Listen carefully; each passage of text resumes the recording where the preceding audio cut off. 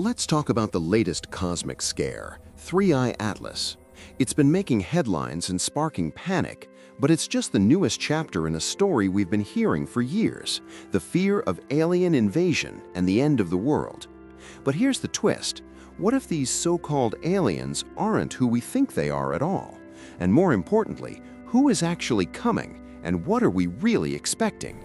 Stay with me as we dive deeper and uncover the truth that's been hidden all along. Welcome to Deep Truth Cipher. For generations, the fear of strange visitors from the skies, aliens, has captivated and unsettled humanity. From old Hollywood movies to modern media, these stories have been around for a long time, fueling our imaginations and sometimes our deepest anxieties. Even Jesus mentioned in Luke 21:11 that people would be anxious about signs from the heavens. And now, with the latest buzz around Three-Eye Atlas, we're seeing that same old fear resurface. But today, we're going to peel back the layers and uncover the hidden truth no one's talking about. Context: historical, cultural, psychological. This is not the first time an object outside our solar system has shaken the world's imagination. Long before telescopes, satellites, or space agencies existed, ancient civilizations across the world spoke of gods descending from the heavens, watchers, sky beings, and messengers who interacted with humanity, sometimes benevolent, sometimes terrifying. These accounts appear in Mesopotamian texts, Egyptian records, Greco-Roman mythology, and even in oral traditions preserved across Africa, Asia, and the Americas. What's important is this: the fear did not begin with movies. The fear began with memory. A memory that something other than human has interacted with our world before, and may do so again. As modern science emerged, that ancient fear didn't disappear. It simply adopted a new vocabulary. Gods became aliens. Heaven became outer space. Chariots of fire became craft. But the emotional response remained the same. Then, in the 20th century, mass media entered the picture. Films, books, and radio dramas didn't invent the fear. They tapped into something already present in the human subconscious. A powerful example is the 1938 radio broadcast, The War of the Worlds, which caused real panic as listeners believed an alien invasion was actually unfolding. That moment revealed something unsettling. The public was already psychologically prepared to believe such a scenario. Over time, repeated imagery of hostile beings descending from above reinforced a dangerous assumption that if visitors ever came, they would come to conquer, not because evidence proved it, but because fear made it believable. And in an age already burdened by war, pandemics, economic instability, technological disruption, and global uncertainty, the idea of unknown beings watching us from the skies became emotionally overwhelming. It triggered ancient instincts: fear of judgment, fear of displacement, fear of losing control. In recent years, humanity has again been confronted with strange visitors from deep space, and each time the reaction has followed a familiar pattern: curiosity first, then speculation, then fear. In 2017, scientists detected ʻOumuamua, the first known interstellar object ever observed passing through our solar system. Its unusual shape, unexpected acceleration, and mysterious behavior sparked intense debate. Some scientists openly admitted they could not fully explain what it was, and almost immediately, the word alien entered public conversation. Not long after, in 2019, another interstellar object appeared, 2I Borisov. This one behaved more like a comet, yet its confirmed interstellar origin reignited the same haunting questions. Where did it come from? What else might be out there? And are we being watched? Fast forward to Three-Eye Atlas, and the emotional response feels almost automatic. Headlines flare, social media ignites, speculation spreads faster than verified information. Suddenly, we're no longer just talking about astronomy. We're talking about threats, intentions, and invasions. But these reactions didn't start with telescopes. They were conditioned long before. For decades, visual storytelling amplified an already existing fear. Entire generations grew up absorbing images of extraterrestrial forces arriving not as explorers, but as conquerors, hovering over cities, dismantling governments, threatening human survival. Over time, these stories did more than entertain. They normalized the expectation. The idea that someone is coming became deeply embedded in our collective consciousness, and more importantly, the assumption that whoever is coming must be hostile became almost unquestioned. Psychologically, the impact has been profound. Every unexplained object, every UFO report, every military disclosure now feels larger than it should. These events tap into long-nurtured expectation that the world could be invaded at any moment, not by another nation, but by forces beyond the Earth itself. And this anticipation hasn't remained confined to entertainment. Governments now release UFO footage. Military pilots testify to encounters that defy known physics.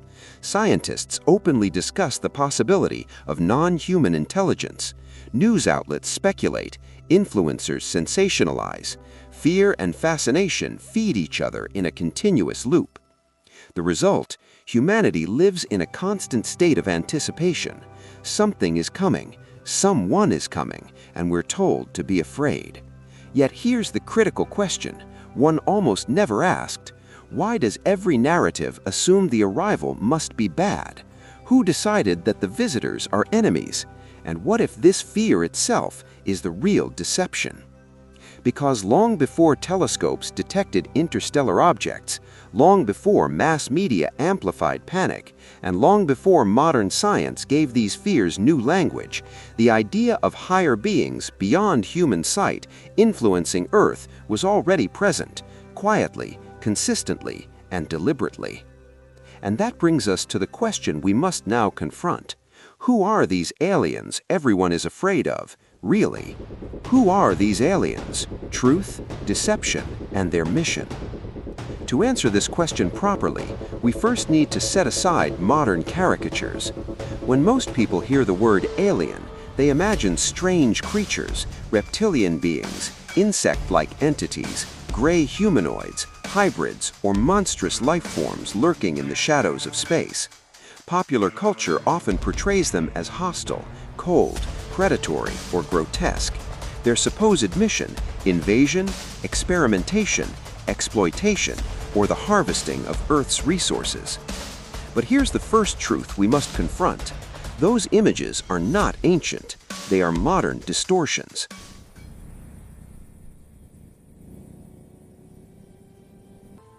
Long before science fiction, humanity already believed in higher beings, intelligent, powerful, non-human persons who existed before mankind and played a role in the origin of life on Earth.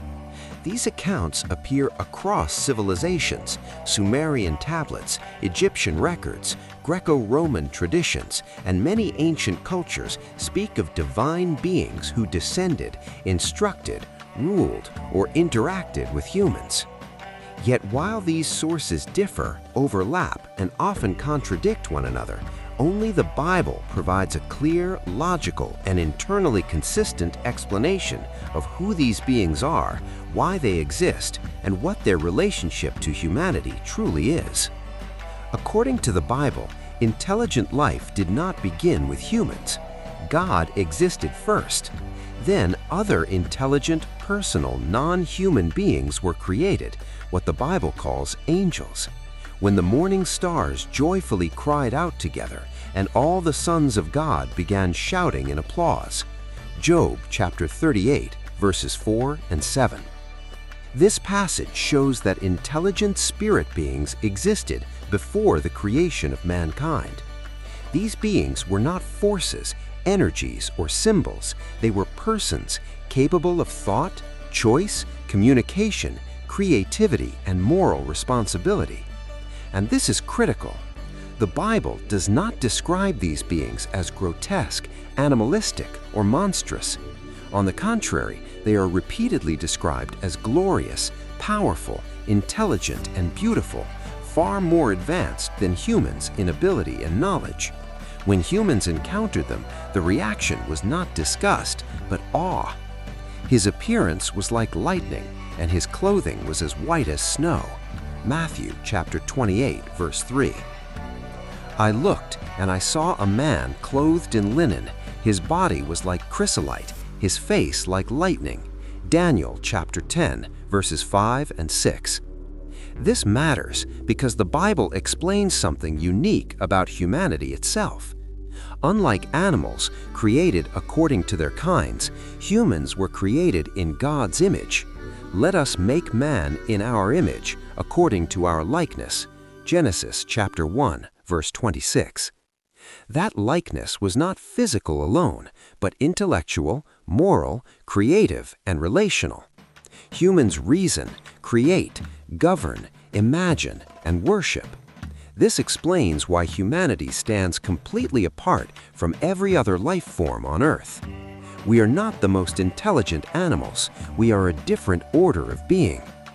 And that likeness explains something else modern science struggles to account for: why humans instinctively look upward, question origins, seek meaning, and feel accountable to something higher. Now, the Bible also reveals something that most discussions about aliens carefully avoid. These higher beings have the ability to materialize, to take physical form. Scripture records multiple instances where angels appeared as humans, spoke as humans, ate as humans, and were indistinguishable from humans. Do not forget hospitality, because through it some unknowingly entertained angels. Hebrews chapter 13, verse 2. The Bible even records a time before the global flood when some angels abandoned their proper place, materialized permanently, married women, and raised families. That rebellion marked a turning point in human history. The angels who did not keep their original position but forsook their proper dwelling. Jude 6. The sons of the true God began to notice that the daughters of men were beautiful, and they took wives for themselves. Genesis 6, 1 through 2. This is not science fiction. It is theology, and it is consistent. Most importantly, the Bible draws a clear distinction between two categories of these non-human beings. Not all are the same. Not all are loyal.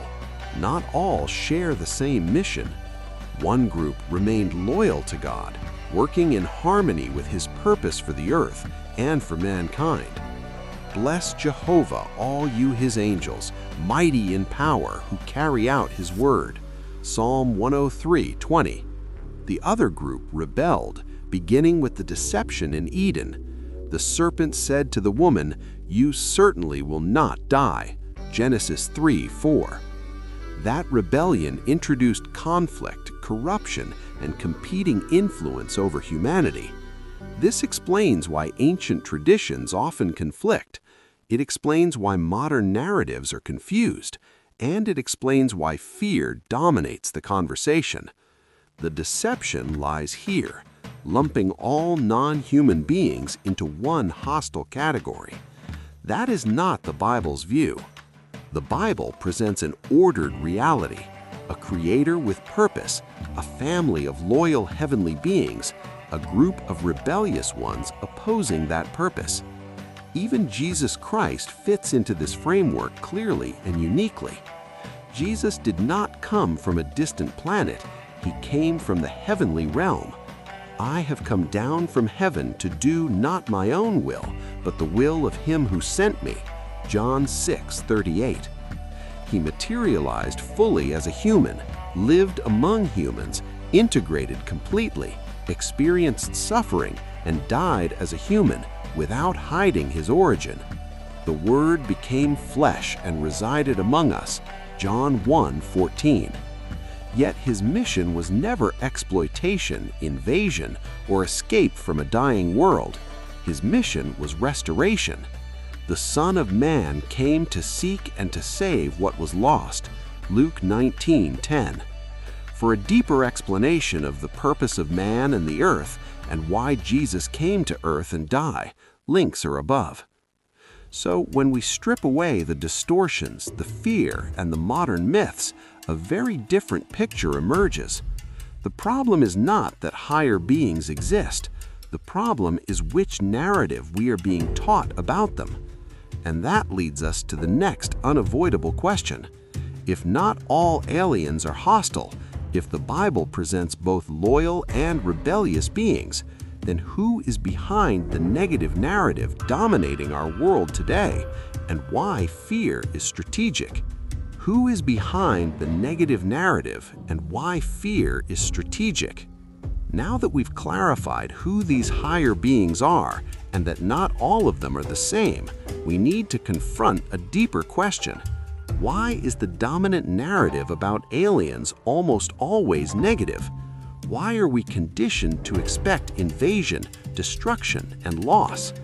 Fear does not exist in a vacuum. Fear is cultivated.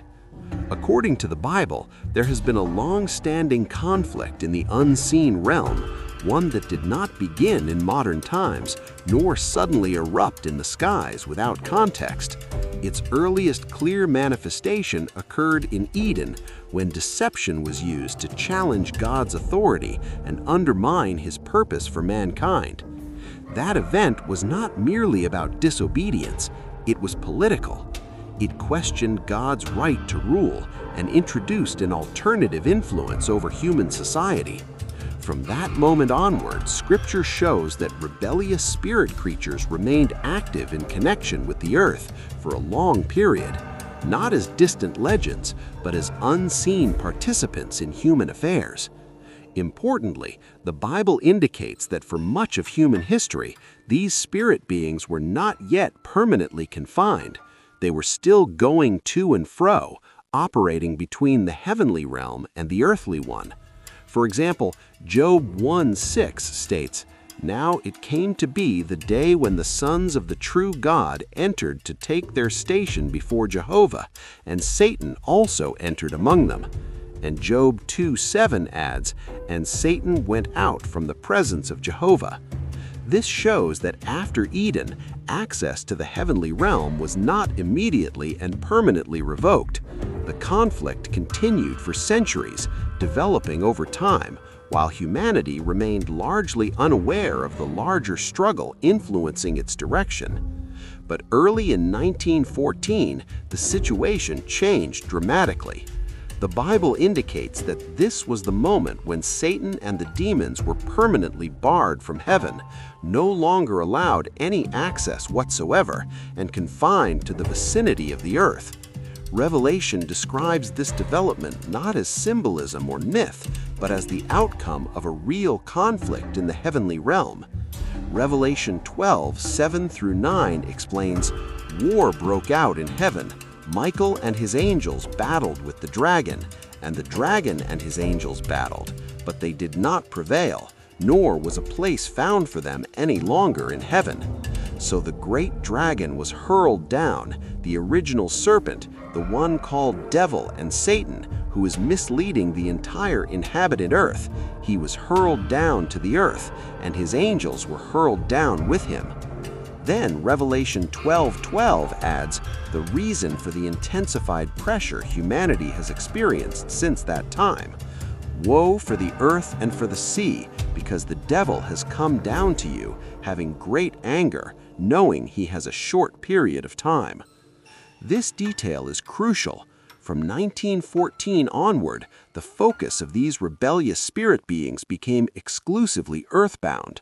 Their activity intensified, not because they gained more power, but because their time was limited. And their purpose here was never about mining gold, harvesting fuel, or rescuing a dying planet.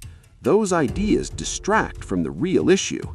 The Bible frames their activity as something far more focused and far more dangerous: control. Control of human thinking, control of political systems, control of values, narratives, and allegiance. That is why Jesus could accurately refer to Satan as the ruler of this world, John 12:31. and why the Apostle John later stated, "The whole world is lying in the power of the wicked one." 1 John 5:19. This explains why fear plays such a central role in modern narratives. Fear is not random, it is strategic. Fear narrows thinking. Fear clouds judgment. Fear prepares people to accept false explanations and resist true ones.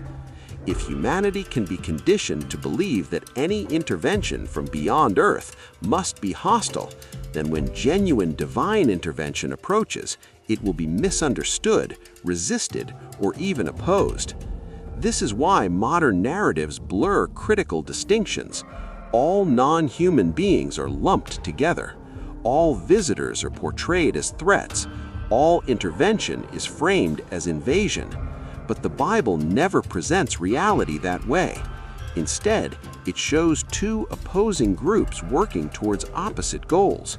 One seeks restoration, justice, and life under God's kingdom. The other seeks confusion, fear, and continued control over human rulership. So the goal of the negative narrative is not merely to scare people, it is to precondition rejection. If fear dominates the imagination, then truth sounds dangerous. If invasion is expected, then deliverance looks like conquest. If judgment is framed as annihilation, then accountability feels like injustice. That is why the narrative matters, and this brings us to the turning point of this discussion. If fear is being deliberately cultivated, if not all aliens are the same, and if deception is meant to prepare humanity to reject divine rulership, then who are we really expecting? And why is that arrival something to hope for, not fear? Who we're really expecting: Jesus and God's kingdom. According to the Bible, humanity is not awaiting a hostile alien invasion. Humanity is awaiting the return of Jesus Christ and the full intervention of God's kingdom. This was not a hidden teaching. It was the central message of Jesus himself. When Jesus spoke about the future, he did not warn of extraterrestrial conquerors taking over the earth. Instead, he consistently pointed to God's kingdom as the solution to human suffering and misrule.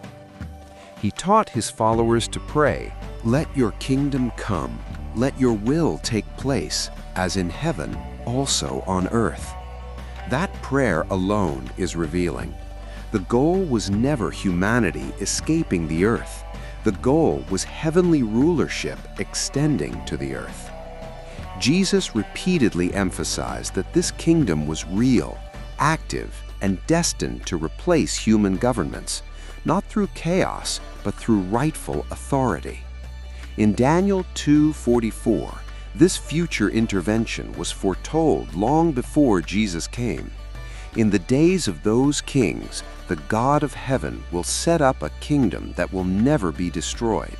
It will crush and put an end to all these kingdoms, and it alone will stand forever. That is not the language of invasion. That is the language of replacement of failed rulership. Jesus himself confirmed this when he said, "All authority has been given me in heaven and on earth." And when speaking of his future return, Jesus did not describe fear for those who understand what is happening. Instead, he said, "When these things begin to occur, stand up straight and lift up your heads, because your deliverance is getting near." That statement alone overturns the fear narrative. If this were a hostile invasion, why would Jesus associate it with deliverance? The truth is, the panic surrounding the end of the world is misplaced.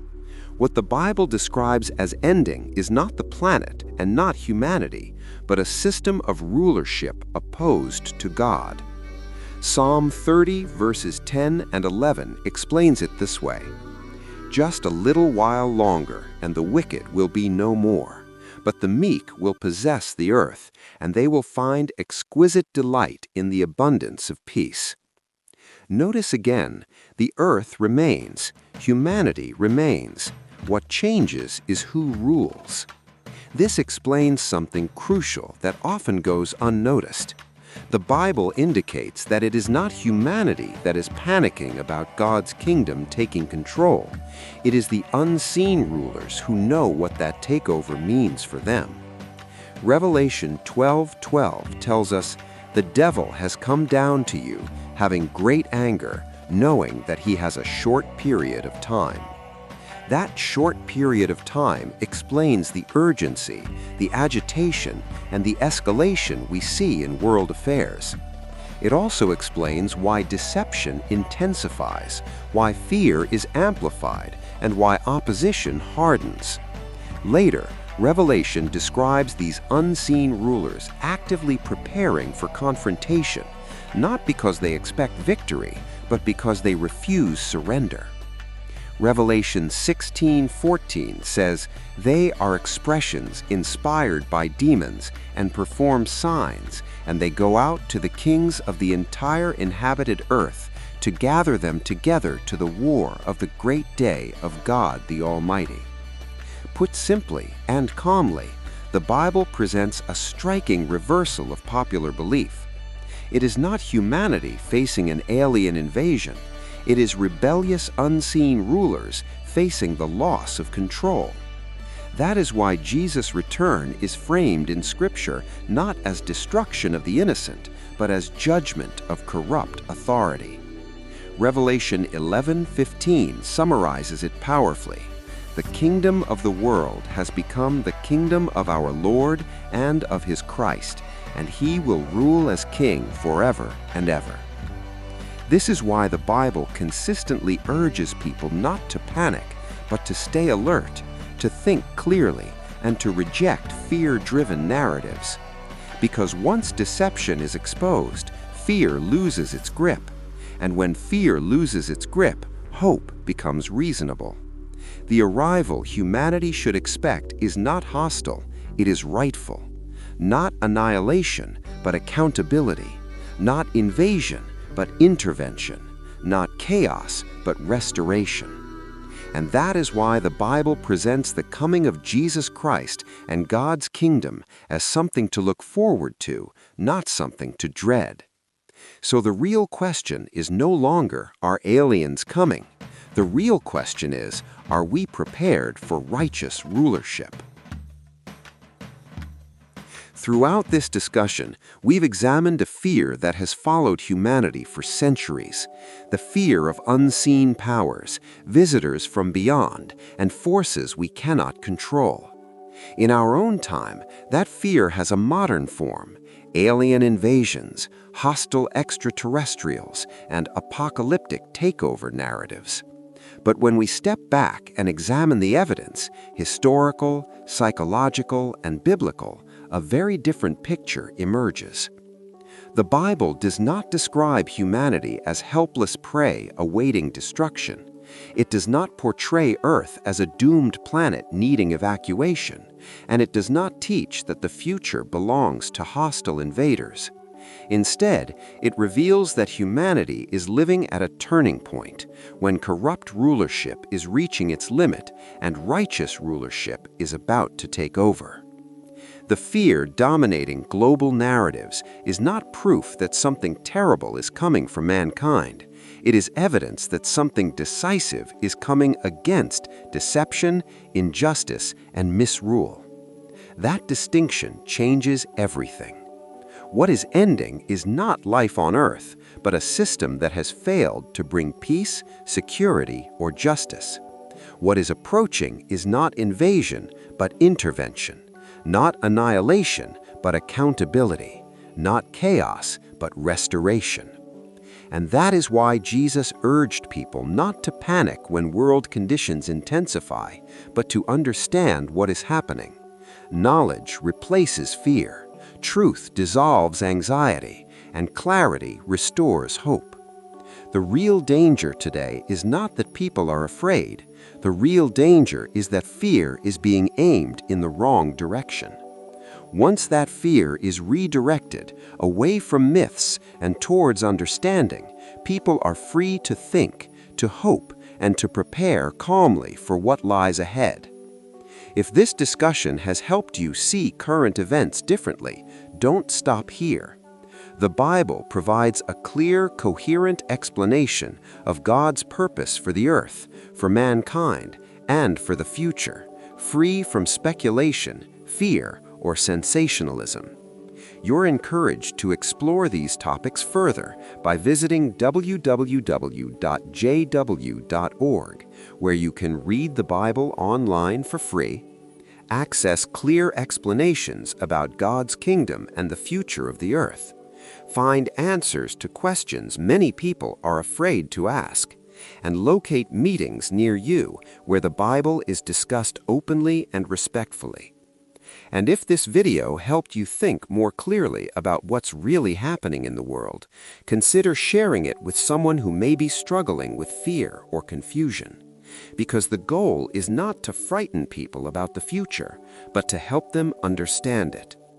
The question is no longer what is coming. The question is, are we prepared to stop fearing and start understanding?